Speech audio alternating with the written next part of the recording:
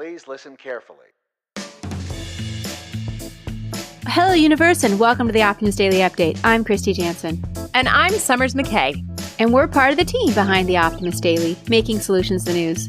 We bring you reader-funded solutions news every day in order to change the tenor of news media, social media, and the direction of your day to one focused on solutions. 7 days a week, we publish positive news stories written by award-winning journalists and delivered online to your inbox and through our social channels. And also, we are sharing these solutions in a commute-worthy, walk-worthy, home office-worthy podcast. Today is Monday, the 9th of November, 2020. Kristy, I loved yesterday's Optimist View. Yeah, that was a really fun one to work on. It was so fun. For those of you who have not yet seen it, or if you're not an emissary subscriber, one of our emissaries sent us video that has been her pastime during the pandemic, and she set up a wildlife capture video. So if you want to see prancing foxes and curious bears and mischievous bobcats and a very, very stately puma, as well as a wrastly raccoon, we have video and it makes me melt. All from basically someone's backyard. Or I think she lives really close to the Los Padres National Forest. So, it's just right up there in the mountains of Central California. Darling, impressive, fun, cool video. And we're so grateful, Megan, for you sharing that with us. Thank you for sharing your video. And we hope to be able to do more stuff like that for the Optimist Daily. So emissaries, if you guys are content creators or if you're making videos and you'd like to help us help you, we would be more than happy to look at your content and maybe share it with our audience if it's positive, solution-based journalism. If it just makes you laugh and has a little bit of love in it, anything that brightens our days, that's what the Optimist Daily, in addition to the real solutions. Right. Exactly. Well, real solutions can also brighten our day. And Kristy, before we get into the headlines today, how was your weekend? It was great. It was good. I had a great weekend, honestly. Not much more to add. It was great. I don't know what more to say. It was very windy. And so it was a lot of hunkering down and kind of being cozy inside. We were doing that cozy kind of feeling. And a lot of cleaning, which is one of those fun things we do together as a household, right? Right. Well, good. Yeah, we had a cozy weekend too. It was rainy where Brennan and I were. And so she had her first big old rain day, really, because we haven't had a ton of rain since she was born. And so we went outside in the rain and we played in wet grass and she climbed all over a wet playground, which we had to mop down with a towel. But it was really fun and very adventurous and also cozy. So I feel refreshed and ready for Monday morning. Also, because I had plenty of time this morning to spruce up my house before we got started, because as always, she is still getting up early. I'm ready for a great week, and I think our whole world is ready for a great week. Hopefully, we can move forward in a positive, solution-oriented way. But what solution in particular, Kristy, did you like this morning? The one that stood out to me actually was the lead story. Renowned Brazilian pianist regains ability to play thanks to bionic gloves. It's from the technology section, but I think it also could fit into design because it was an industrial designer that came up with this solution.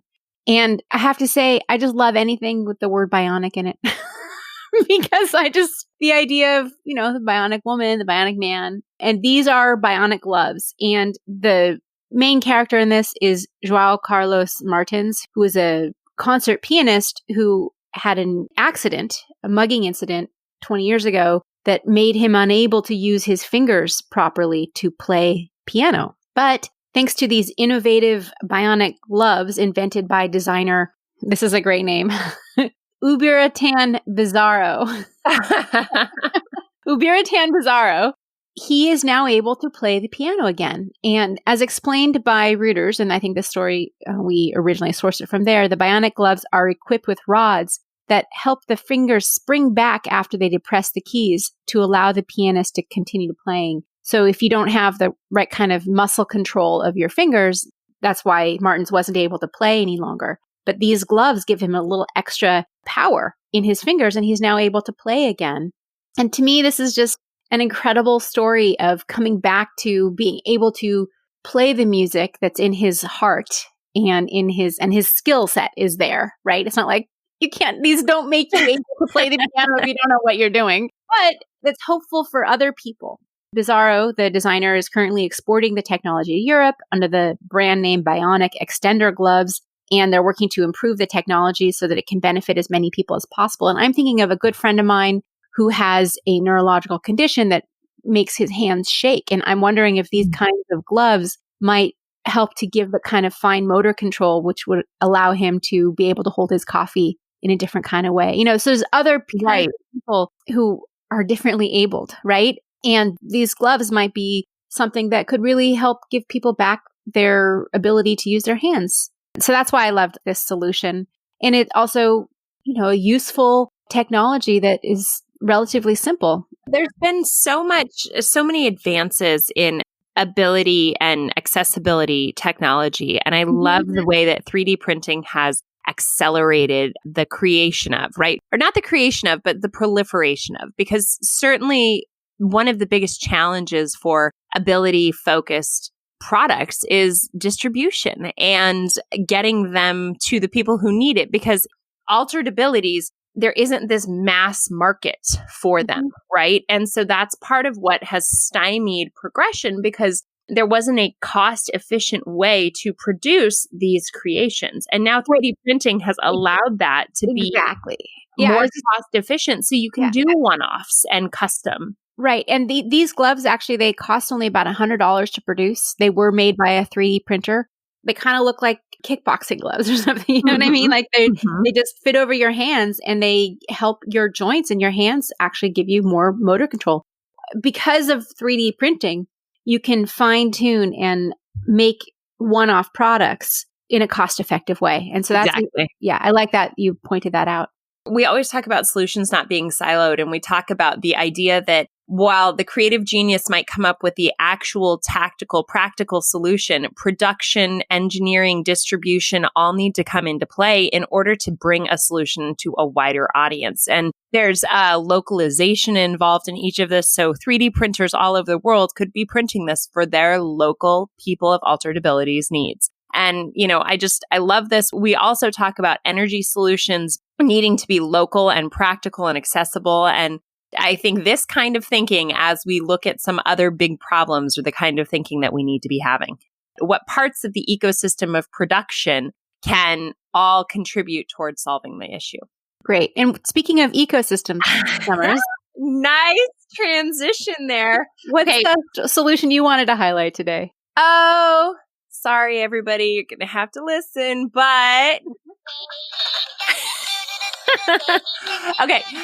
That was my mommy shark doll. We have the full family of shark dolls here at the McKay household, and little Brennan loves her baby sharks. My husband sung it to me the whole time we were pregnant. I was pregnant kind of as a joke. And the minute they pulled Brennan out of my belly, because she was C-section, he started singing it in my ear.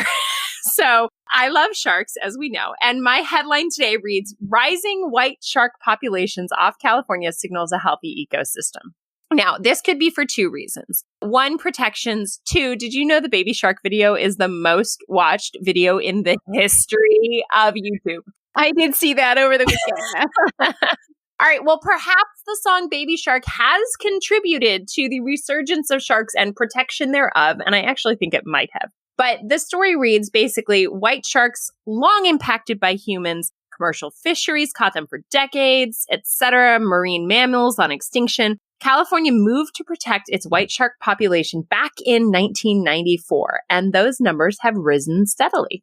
Fortunately, this year, there is a record number of white sharks swimming off the Southern California coast. Now, you might wonder, why is it good for sharks? Why do we want more sharks? Well, it's an indicator of a healthy ecosystem.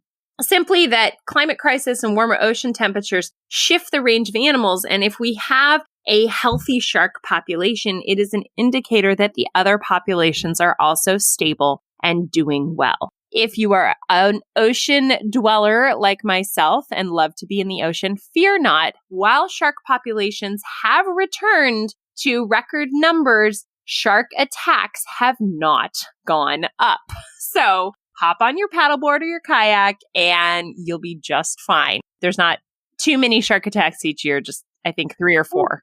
I think this is a really interesting story to choose, Summers, because the fact that an apex predator like a shark is doing well or is starting to come back, that shows the whole ecosystem is recovering. And I think one of our other headlines today looks at wolves and the whole idea of rewilding an area that has been denuded of the natural balanced ecosystem. Like, for example, wolves are seen as negative because they attack cattle or livestock. But on the other hand, if you don't have wolves, then the whole ecosystem gets out of balance. And sometimes it's the return of these apex predators that really is a signal of a positive return to a more balanced, harmonious, natural life.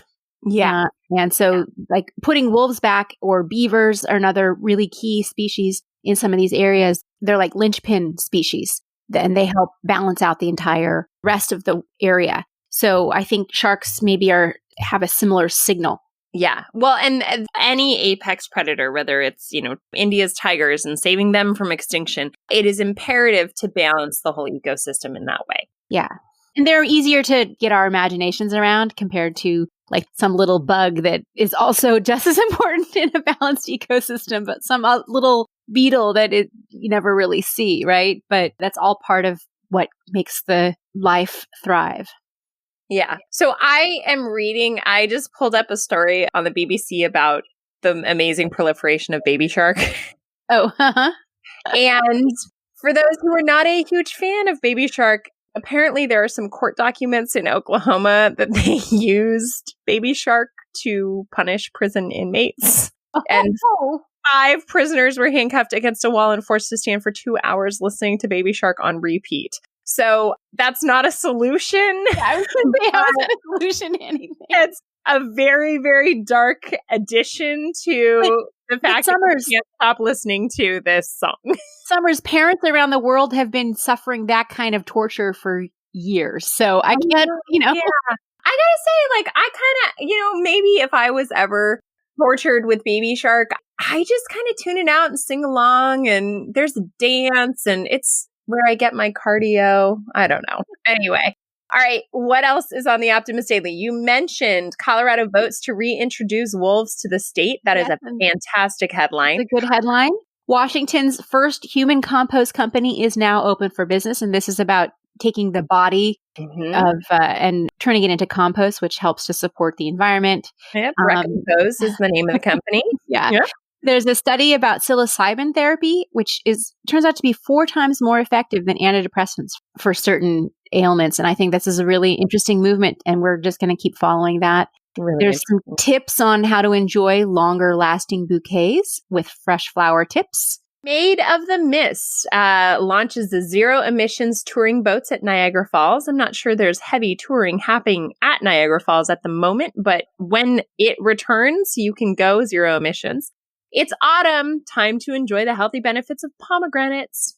And what else? Marvel at UNESCO World Heritage Site with these fascinating aerial images. Go on some visual journeys. And the Steelers deliver hot meal to ballot counters in Pennsylvania. That's it from the Optimist Daily today, Kristy. We have a good week ahead of us. I know we're going to focus with the team and really come up with some fantastic solutions. Summers, did you write any love letters this weekend?